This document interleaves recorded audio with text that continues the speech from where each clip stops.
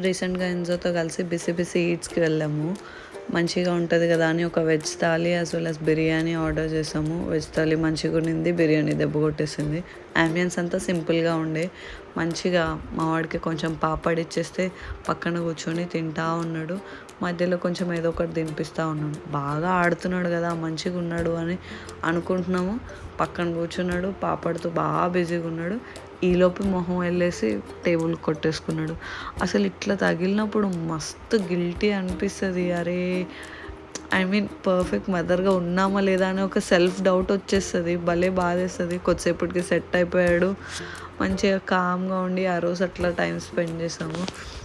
ఇంకా రిటర్న్లో మంచిగా ఒక పూర్ణం బూరతో ఎండ్ చేసేసి పాటలు పాడుకుంటా జాలీగా ఇంటికి రిటర్న్ అయిపోయామన్నమాట. Thank you for watching. Bye.